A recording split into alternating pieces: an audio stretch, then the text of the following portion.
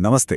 आज के इस एक्सप्लेनर में हम एक ऐसी एपिक मिथोलॉजी को डिकोड करने वाले हैं जिसने सदियों से लोगों को इंस्पायर किया है। हम बात कर रहे हैं हनुमान जी की उस महान उड़ान की, उस ग्रेट लीप की। इस विश्लेषण के जरिए हम समझेंगे कि आखिर उन बाधाओं को कैसे पार किया जाता है जिन्हें देखकर लगता है कि ये तो बिल्कुल इम्पॉसिबल है। तो चलिए सीधे इसमें डाइव इन करते हैं। सबसे बड़ा और गहरा सवाल यहाँ ये उठता है कि कोई एक ऐसे समुद्र को कैसे पार कर सकता है जिसे पार करना वर्चुअली नामुमकिन हो। इस सवाल के पीछे जो एकदम डीप मीनिंग छुपा है, उसे समझने के लिए सबसे पहले हमें अपने सोर्स टेक्स्ट की उन भयंकर चुनौतियों को देखना होगा। इसका बैकग्राउंड हमें रामायण में मिलता है। अब इस एपिक की बेसिक प्रेमिस तो हम सभी जानते हैं, भगवान राम की माता सीता को रावण से बचाने की यात्रा। लेकिन यहाँ जो सबसे क्रूशल पॉइंट नोट करने वाला है वो ये कि ये कोई ऑर्डिनरी टास्क नहीं था। ये एक बेहद डेस्परेट और हाई स्टेक्स रेस्क्यू मिशन था, जहाँ एक्स्ट्रा ऑर्डिनरी वीरता और अटूट भक्ति के बिना आगे बढ़ना पॉसिबल ही नहीं था। दक्षिण के तट पर पहुंचते ही सेना के सामने एक मैसिव फिजिकल बैरियर आ गया। एक विशाल एंडलेस समुंदर एक दीवार बनकर उनके और लंका के बीच खड़ा था। जरा उस पॉइंट पर रुकिए और इमेजिन कीजिए एक ऐसी ऑब्स्टिकल जिसे देखकर किसी का भी हौसला टूट जाए। आगे बढ़ने का कोई ऑप्शन ही नहीं दिख रहा था। और इस स्लाइड को देखिए, ये दिखाता है कि भगवान राम की सहायता कर रही वानर सेना उस किनारे पर किस तरह फंस चुकी थी। सबके दिमाग में बस एक ही सवाल घूम रहा था कि आखिर इस ह्यूज समुद्र को पार करके दूसरे छोर तक संदेश कौन ले जाएगा। ये एक ऐसी प्रैक्टिकली डेड एंड वाली सिचुएशन थी जहां फिजिकल ताकत और सेना की संख्या दोनों ने जवाब दे दिया था। और ठीक इस होपलेस मोमेंट में एक कमाल का शिफ्ट आता है।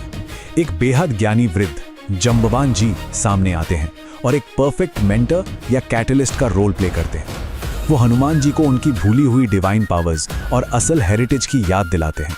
और एक ही पल में हनुमान जी का सारा सेल्फ डाउट गायब हो जाता है और उन्हें अपनी इन्फिनिट कैपेबिलिटीज का एहसास हो जाता है। सोर्स टेक्स्ट की ये लाइन देखिए, भगवान राम का नाम जपते हुए हनुमान ने अपने रूप को एक विशाल आकार में बड़ा कर लिया। ये विविडली इलस्ट्रेट करता है कि श्रद्धा या फेथ का फिजिकल मैनिफेस्टेशन कैसा होता है।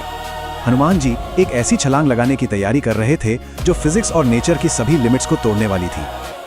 आइए इस ड्रामेटिक लॉन्च सीक्वेंस के स्टेप्स को ब्रेक डाउन करते हैं। पहले प्रभु राम का आवाहन, फिर अपने आकार को कोलोसल साइज में एक्सपैंड करना और अंत में एक भयंकर गर्जना के साथ महेंद्र पर्वत से छलांग लगा देना। ये सीक्वेंस क्लियर करता है कि कैसे इनर डिवोशन सीधे एक अर्थ शेकिंग एक्शन में ट्रांसफॉर्म हो जाता है।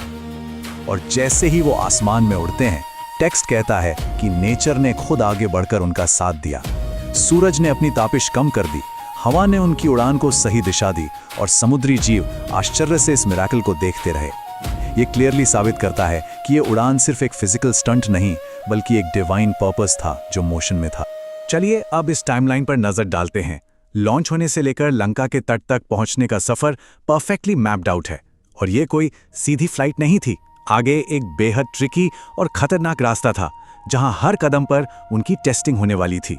अपनी इस उड़ान के दौरान उन्हें दो बड़ी चुनौतियों का सामना करना पड़ा। इन दोनों के बीच का कॉन्ट्रास्ट बहुत इंटरेस्टिंग है। एक तरफ समुद्री देवता सुरसा हैं और दूसरी तरफ एक डेंजरस राक्षसी सिम्हिका। इन दोनों से निपटने के लिए एकदम वर्सेटाइल प्रॉब्लम सॉल्विंग स्किल्स की जरूरत थी। ध्यान दीजिए कि इन दोनों परीक्षाओं को कैसे हैंडल किया गया। सुरसा ने शर्त रखी कि उनके मुंह के अंदर जाना होगा। ये प्योर विट यानी बुद्धि का टेस्ट था। यहाँ हनुमान जी ने चतुराई दिखाई, खुद को बिल्कुल छोटा किया, मुंह में गए और स्विफ्टली बाहर आ गए। पर दूसरी तरफ जब सिम्हिका ने उनकी परछाई पकड़ने की कोशिश की तो वहां ट्रिक नहीं बल्कि प्योर स्ट्रेंथ और फोर्स का इस्तेमाल करके उसे परास्त किया। ये ब्रेन और ब्रॉन का परफेक्ट बैलेंस था। और फिर सफलतापूर्वक लंका के शोर्स पर लैंड करने के बाद एक फैसिनेटिंग कॉन्ट्रास्ट देखने को मिलता है। मंजिल सामने थी लेकिन अभी शो ऑफ का टाइम नहीं था। उन्होंने इंस्टेंटली अपने विशाल रूप को वापस एक टाइनी आकार में श्रिंक कर लिया। बेसिकली एक अल्टीमेट स्टेल्थ मिशन की शुरुआत हुई ताकि दुश्मन की नजरों से बचकर माता सीता की खोज की जा सके। ये अराइवल सिर्फ एक लंबा रास्ता तय करने का एंड नहीं था। जैसे कि ये कोट कहता है, उनकी ये सफल फ्लाइट रामायण के अंदर एक मॉन्यूमेंटल टर्निंग पॉइंट साबित हुई। इसी एक इवेंट ने आगे चलकर भगवान राम और रावण के बीच होने वाले उस फाइनल एपिक बैटल का स्टेज सेट किया। अब इस पौराणिक एपिसोड की लेगेसी की तरफ शिफ्ट करें तो ये मिथोलॉजिकल लीप आखिर सिंबलाइज क्या करती है। ये बेसिकली अटूट श्रद्धा की असाधारण ताकत, कभी ना टूटने वाले साहस और प्रोफाउंड सेल्फ रियलाइजेशन को दर्शाती है। ये वैल्यूज बताती हैं कि एक डीपर यूनिवर्सल लेवल पर इस छलांग का असल मतलब क्या है। ये प्राचीन टेक्स्ट आज भी हमें एक बहुत क्लियरली डिफाइंड लेसन देता है, और वो ये है कि अटूट विश्वास और स्ट्रॉन्ग डिटर्मिनेशन के साथ हम अपनी आंतरिक शक्ति को जगाकर सबसे इम्पॉसिबल लगने वाले चैलेंजेस को भी ओवरकम कर सकते हैं। ये लिटरली हमें याद दिलाता है कि आंसर्स हमेशा हमारे अंदर ही होते हैं। तो इस एक्सप्लेनर को रैप अप करने से पहले चलिए इस सवाल पर थोड़ा सोच विचार करते हैं। लाइफ में जब ऐसे एंडलेस समुंदर सामने आते हैं तो हमारे भीतर ऐसी कौन सी लेटेंट पावर्स हैं जो बस जागृत होने का इंतजार कर रही हैं?